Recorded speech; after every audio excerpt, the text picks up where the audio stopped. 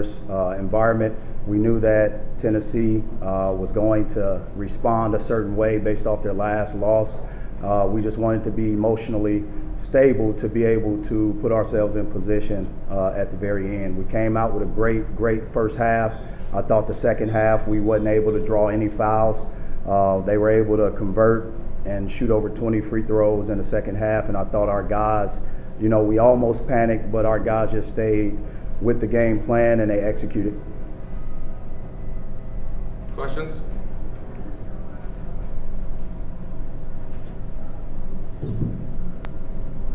Coach, all season Tennessee has been so good defending the three. Why were you guys able to get off so many good looks tonight? I think we moved the ball. That's a great question. I think we were able to move the ball. We challenged ourselves because of our last losses and our losses on the road to be able to convert at the three-point line because that's our identity. And I thought we defended well enough. We rebounded well enough in that first half, maybe not in the second, but we rebounded well enough to be able to get out in transition. But also in the half court, I thought we read the screens, we moved the ball, we were able to get many options in that half court, and I thought our guys were prepared to shoot, most importantly. Dennis, did you want the ball in Dre's hands there at the end? He's done that before. Well, we knew what we were thinking about was the situation. So many situations presented itself. They could have been up 4, they could have been up 3.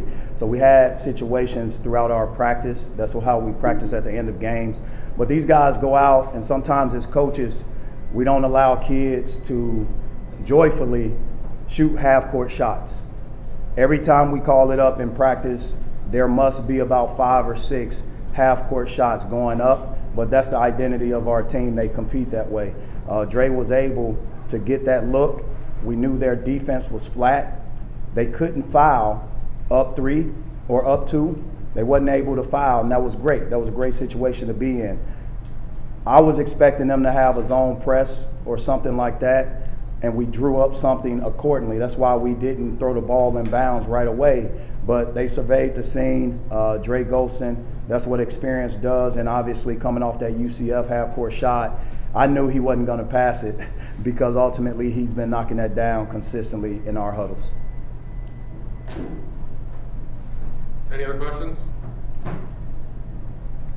Coach, Tennessee has played a lot of 2 big lineups for most of the season, but in the second half they went with 1 primarily. What did that do to y'all's defense? How much did it change what y'all wanted to do on that end of the court? I don't think that changed the game. I think the environment changed the game. The crowd was unbelievable here. They should be proud of their institution or their program. They should be proud of Coach Barnes. He's a Hall of Fame coach. I just think they fed off the energy in the second half and they were able to get some looks. Meshack, it did a great job. I think he provided some energy in that second half for him. But also Toby. Toby did a great job as well. And those 2 guys gave us problems ultimately, and they were able to get some easy baskets.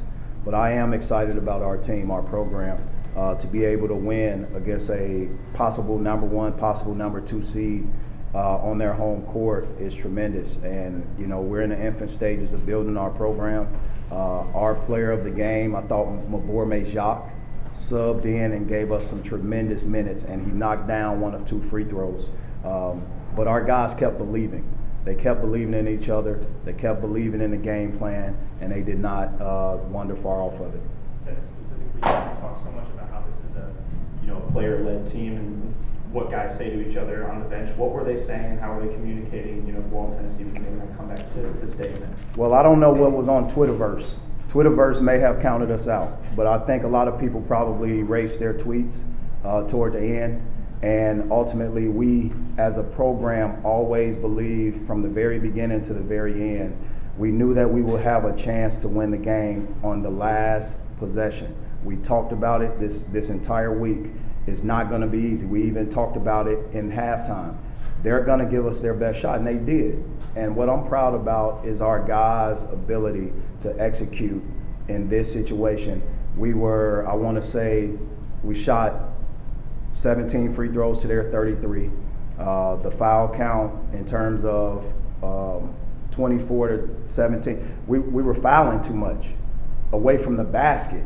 and we put them to the line, and I thought they played some great basketball to cut it, and we got to do better in that situation, but we responded.